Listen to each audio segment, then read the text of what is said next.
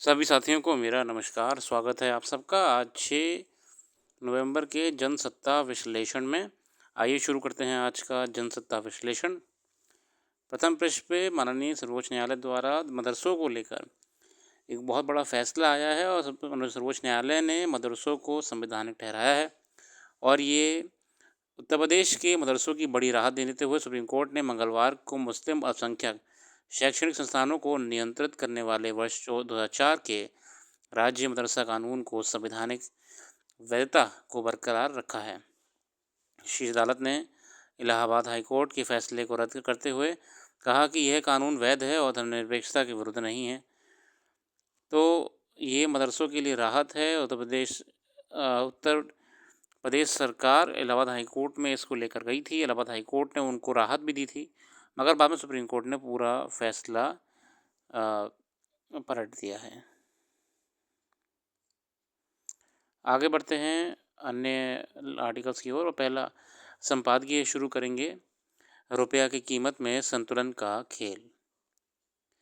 ये लेख लिखा है परमजीत सिंह वोरा साहब ने। पिछले 2-3 वर्ष से डॉलर के मुकाबले भारतीय रुपये की कीमत में ज़्यादा उतार चढ़ाव देखने को नहीं मिल रहा है। लंबे समय से $1 की कीमत भारतीय मुद्रा में 84 रुपये के आसपास बनी हुई है। यानी वैश्विक स्तर पर उठापटक के बावजूद भारतीय रुपया खुद को एक मूल्य पर स्थिर बनाया हुआ है। इससे यह भरोसा बनता है कि भारतीय रुपया अगर डॉलर के मुकाबले स्थिर रहता या कमज़ोर नहीं होता तो भारतीय आयात महंगे नहीं होंगे, घरेलू बाज़ार में महंगाई भी नहीं बढ़ेगी। ये स्थिरता होने का कारण मेरे साथियों, ये दोनों अर्थव्यवस्थाओं के बीच में बेहतर संतुलन को दिखाता है। आयात महंगा होने या घरेलू बाज़ार में महंगाई बढ़ने का मुख्य कारण कच्चे तेल के मूल्यों का बढ़ना होता है। इसी कारण तकरीबन हर तरह की लागत घरेलू बाज़ार में बढ़ती है। भारतीय अर्थव्यवस्था के संबंध में विकट स्थिति यह है कि भारत अपनी कच्चे तेल की मांग का 80% से अधिक आयात करता है। इसीलिए मेरे साथियों, हम क्योंकि आयात करते हैं कच्चा तेल भारी मात्रा में, इसीलिए हम कहीं ना कहीं वैश्विक बाज़ार से प्रभावित रहते हैं।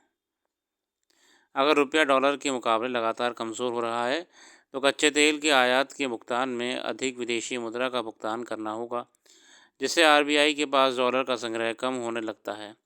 इससे अनेक तरह की आर्थिक अनिश्चितताएं पैदा होती हैं, जिन्हें भविष्य में आयातों के भुगतान के लिए वैश्विक निर्भरता बढ़ने का भी डर रहता है। मगर इस निष्कर्ष में डॉलर की तुलना में रुपये का मूल्य स्थिर होने से भारत के निर्यातों पर होने वाले घाटे को नज़रअंदाज कर दिया जाता है। असल में डॉलर की तुलना में रुपये का कमज़ोर होना आर्थिक विकास के लिए अच्छा नहीं माना जाता है।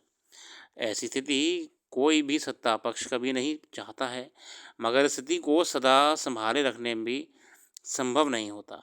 गौरतलब है कि स्वतंत्रता भारत के इतिहास में सरकार और रिजर्व बैंक ऑफ इंडिया ने रुपये के वैश्विक मूल्यांकन पर लगभग किसी भी प्रकार का नियंत्रण नहीं रखा और रुपये को खुद अपनी एक जगह बनाने की छूट दी है, जिसे हम कहते हैं कि इसे फ्रीली मूवमेंट करने अलाउ करता है गवर्नमेंट। वर्ष 1991 के आर्थिक सुधारों के बाद भी यह नीति लगातार जारी रही। सिर्फ एक दफ़ा 2006 की वैश्विक मंदी के दौरान आरबीआई ने रुपये का डॉलर की तुलना में नियंत्रित करने की कोशिश की थी। ऐसा ना होता तो स्थिति आर्थिक रूप से बहुत विकट हो सकती थी। मेरे साथियों, आप इस संदर्भ में तारापोर कमेटी के बारे में भी जान सकते हैं। अध्ययन करिएगा उसके बारे में, आपके आगामी परीक्षाओं में काम आएगी। मगर वर्ष 2022 के बाद से भारतीय रुपये डॉलर के मुकाबले लगभग एक मूल्य पर कैसे स्थिर है, ऐसा होना इसलिए संभव लगता है क्योंकि वैश्विक स्थितियाँ पिछले कुछ अरसे से लगातार अनिश्चित हैं। पहले कोरोना का आर्थिक संकट रहा, जिसमें कारण आसमान छूती महंगाई को नियंत्रित करने के लिए अमेरिकन फेड, यहाँ पे साथियों अमेरिकन फेड का मतलब अमेरिकन फेडरल रिजर्व है, ने अपनी ब्याज नीतियों में बदलाव किया। ये वहाँ का रिजर्व बैंक है। फिर रूस और यूक्रेन के युद्ध से आज उपजी आर्थिक समस्याएं आदि से भी वैश्विक स्थितियाँ अनिश्चित रहीं। इसके अलावा इसराइल के चलते मध्य एशिया में पैदा संकट से भविष्य में पैदा होने वाली आर्थिक समस्या भी शामिल हैं। आगे बढ़ते हैं मेरे साथियों। तो बहुत ही अच्छी तरीके से आरबीआई और केंद्रीय सरकार प्रयास कर रही है कि व्यापार के उथल पुथल के बीच में रुपया संतुलित बना रहे। अब तक आरबीआई ने तकरीबन 130 अरब अमेरिकी डॉलर बेचकर रुपये की गिरती कीमत को नियंत्रित करने की कोशिश की है। इस संबंध में फरवरी 22 से अक्टूबर 22 के बीच आरबीआई ने 150 अरब डॉलर और जुलाई से अक्टूबर 23 के मध्य 25 अरब अमेरिकी डॉलर तक बेचा, ताकि रुपया अधिक कमज़ोर ना हो। अब ये समझने की कोशिश की जा रही है कि क्या आरबीआई का ऐसे करना गलत है। क्या आरबीआई ने ऐसे इसलिए किया ताकि रुपये का कमज़ोर होना ना दिखे। इस संबंध में यह बात तो स्पष्ट है कि आरबीआई रुपये के वैश्विक मूल्य को नियंत्रित कर सकता है, लेकिन वह ऐसे तभी करता है जब बहुत बड़े वैश्विक आर्थिक संकट का दौर हो।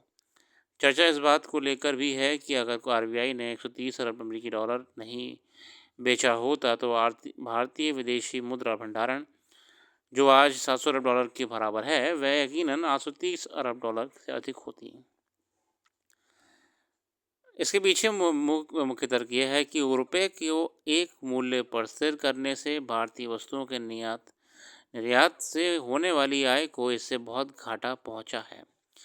मतलब साफ है कि अगर डॉलर के मुकाबले रुपया 84 से अधिक कमज़ोर होता तो उस दिशा में भारतीय निर्यात से होने वाली आय से मिलने वाले विदेशी मुद्रा का संग्रह 130 डॉलर से अधिक होता, जो कि नहीं हुआ। गौरतलब है कि वर्ष 1994 से लेकर 18 तक भारतीय अर्थव्यवस्था में निर्यातों की वार्षिक वृद्धि दर 10% के आसपास रही है। वर्ष 19 से ये घटकर 4.5% रह गई है। इसके कारण निश्चित तौर पर विदेशी मुद्रा संग्रह भी कम हुआ है। वर्ष 2002 में भारत में विदेशी मुद्रा भंडारण में और तमाम आंकड़े साथियों हमारे साथ शेयर करे गए हैं, इसको हम छोड़िए।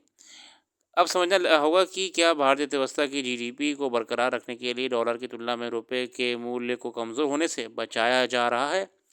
इस संदर्भ में गौरतलब है कि चीन पिछले कई वर्ष से अपना मुद्रा को डॉलर की तुलना में लगातार कमज़ोर कर रहा है, ताकि उसके निर्यात वैश्विक बाज़ार में काफ़ी सस्ते हों। इसके कारण विभिन्न वैश्विक निवेशकों और औद्योगिक घरानों ने अपनी इकाई चीन में स्थापित की। चीन की इस आर्थिक नीति पर अमेरिका को एतराज़ रहता है। अगर ट्रंप फिर राष्ट्रपति बनते हैं तो ये एतराज़ और बढ़ेगा। भारतीय केंद्रीय बैंक की डॉलर के मुकाबले रुपये की कीमत स्थिर रखने की कोशिश निश्चित तौर पर भारतीय आयात को महंगा होने से बचाने के लिए मगर बजाय इसके अगर भारतीय निर्यात को वृद्धि का अवसर मिलता है और आयात के मूल्य में होने वाली कमी को सरकार अपने कर नीति के जरिए निर्योजित करती है, तो वह अर्थव्यवस्था के लिए बेहतर स्थिति हो सकती है।